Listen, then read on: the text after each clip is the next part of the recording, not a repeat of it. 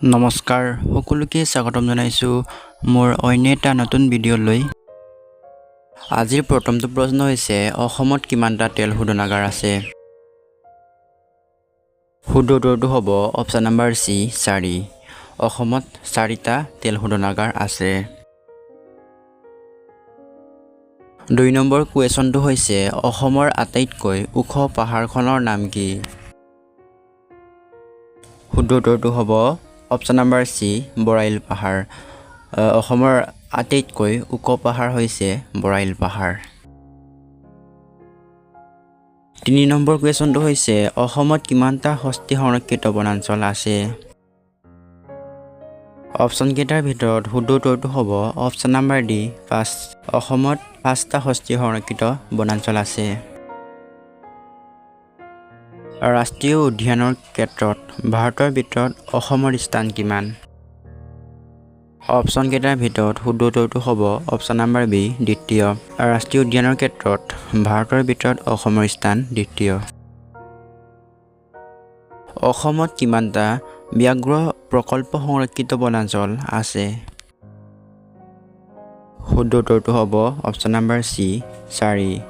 অসমত 4টা ব্যাঘ্ৰ প্ৰকল্প সংৰক্ষিত বনাঞ্চল আছে। অসমত কিমানটা জৈৱমণ্ডল সংৰক্ষিত অঞ্চল আছে?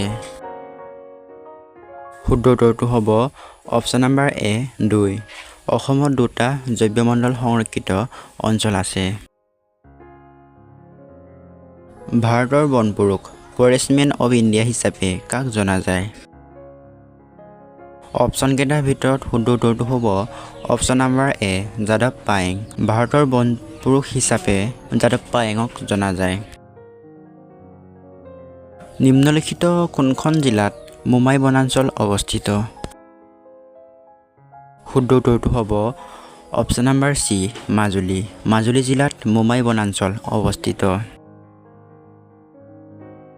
নিম্নলিখিত কোনটো অসমৰ 7ম ৰাষ্ট্ৰীয় উদ্যান? অপচন কেইটাৰ ভিতৰত শুদ্ধ উত্তৰটো হৈছে অপচন নম্বৰ এ দিহিং পাটকাই ৰাষ্ট্ৰীয় উদ্যান। দিহিং পাটকাই ৰাষ্ট্ৰীয় উদ্যান হৈছে অসমৰ 7ম ৰাষ্ট্ৰীয় উদ্যান। অসমৰ 6ষ্ঠ ৰাষ্ট্ৰীয় উদ্যান ৰায়মনা নিম্নলিখিত কোনখন জিলাত অৱস্থিত? শুদ্ধ উত্তৰটো হ'ব অপচন নম্বৰ চি কোকৰাঝাৰ। অসমৰ 6ষ্ঠ ৰাষ্ট্ৰীয় উদ্যান ৰায়মনা কোকৰাঝাৰ জিলাত অৱস্থিত। ৰায়মনা ৰাষ্ট্ৰীয় উদ্যান নিম্নলিখিত কোনটোৰ বাবে বিখ্যাত? অপচন কেইটাৰ ভিতৰত শুদ্ধ উত্তৰটো হৈছে অপচন নম্বৰ এ সোণালী বান্দৰ। ৰায়মনা ৰাষ্ট্ৰীয় উদ্যান সোণালী বান্দৰৰ বাবে বিখ্যাত। অসমত নিম্নলিখিত কোনটো ঠাই বনৰীয়া ঘোঁৰাৰ বাবে জনাজাত? শুদ্ধ উত্তৰটো হ'ব অপচন নম্বৰ চি ডিব্ৰু-ছৈখোৱা ৰাষ্ট্ৰীয় উদ্যান। অসমত কিমানটা ইউনেস্কো বিশ্ব ঐতিহ্য ক্ষেত্ৰ অঞ্চল আছে? অপচন কেইটাৰ ভিতৰত শুদ্ধ উত্তৰটো হ'ব অপচন নম্বৰ বি 2টা। অসমত 2টা ইউনেস্কো বিশ্ব ঐতিহ্য ক্ষেত্ৰ অঞ্চল আছে। অসমৰ প্ৰথমখন জৈৱমণ্ডল সংৰক্ষিত বনাঞ্চলখনৰ নাম কি? অপচন কেইটাৰ ভিতৰত শুদ্ধ উত্তৰটো হ'ব অপচন নম্বৰ বি মানস ৰাষ্ট্ৰীয় উদ্যান। 2011 চনৰ লোকপিয়ল অনুসৰি অসমৰ সাক্ষৰতাৰ হাৰ কিমান? অপচন কেইটাৰ ভিতৰত শুদ্ধ উত্তৰটো হ'ব অপচন নম্বৰ বি 72.19%।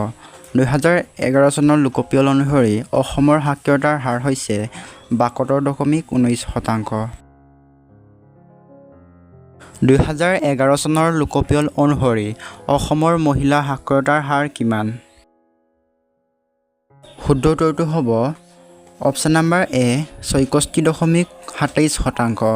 2011 চনৰ লোকপিয়ল অনুসৰি অসমৰ মহিলাৰ সাক্ষৰতাৰ হাৰ হৈছে 64.27%।